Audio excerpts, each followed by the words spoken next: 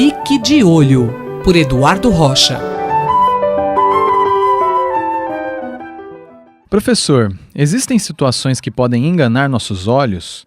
A situação onde os olhos podem ter comportamento diferente, algum desconforto e observar imagens de uma maneira estranha é, por exemplo, o que acontece no deserto ou nas grandes praias onde há bastante acúmulo de areia e horizontes bastante amplos. Nessas situações, a função visual pode ser, por exemplo, enganada. As relações entre os objetos, por não encontrarem intermediários no caminho, fazem com que a visão bidimensional possa ser ludibriada. De que forma? Ora, dois objetos colocados em grande distância de profundidade entre eles e sem referências no meio do caminho, como, por exemplo, árvores, carros, pessoas ao redor, podem fazer com que numa imagem congelada, por exemplo, uma fotografia, a proporção entre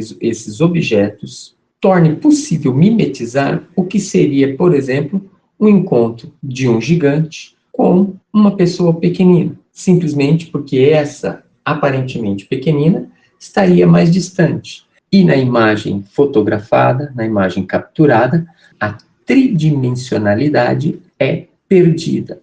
Então, esses artefatos são utilizados em ficção científica no cinema e em algumas fotos cômicas tiradas nas férias pelas famílias.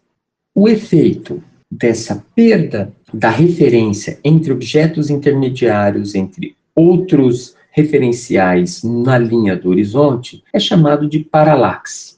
Assim, a relação entre o que está adiante e o que está mais no fundo da imagem fica comprometido. E aí, só mesmo o referencial aprendido é que torna possível distinguir. Uma outra artimanha ou um outro artefato visual observado nessas situações é chamado de espelhagem, ou a observação de que na linha do horizonte ocorre a aparência de um lago que, na verdade, não está lá. É simplesmente o reflexo da luz do sol que se dá na linha do horizonte pelo acúmulo de calor, fazendo com que haja a sensação de um acúmulo de água, como que um pequeno lago raso.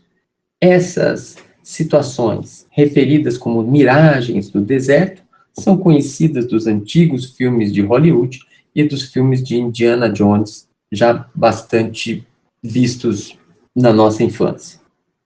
Uma outra situação bonita de ser observada é o nascer e o pôr do sol nesses ambientes bastante amplos em que não encontram obstáculos para os raios luminosos. O fato de que o nascer e o pôr do sol se dá através da projeção de raios que atravessam uma maior espessura de ar faz com que a luz branca se decomponha e aí um verdadeiro espectro luminoso possa ser observado, algumas vezes criando, inclusive, alguns artefatos em composição com nuvens. Então, o nascer e o pôr do sol bastante colorido, nessas situações de grandes amplitudes, como as praias e os desertos, são bastante apreciados. Que tipo de precaução devemos tomar nestas situações? Uma precaução que deve ser tomada nessas ocasiões é com relação à superexposição ao ultravioleta. Os raios de sol refletidos na areia,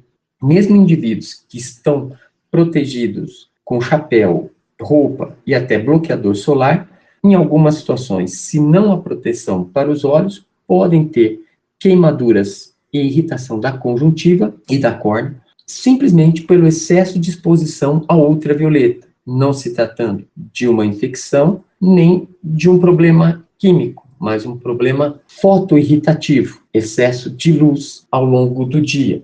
Isso pode ser prevenido com o uso de óculos com filtro ultravioleta. Eu sou Gabriel Soares, nós ouvimos o professor Eduardo Rocha, da Faculdade de Medicina da USP Ribeirão Preto. Fique de Olho, por Eduardo Rocha.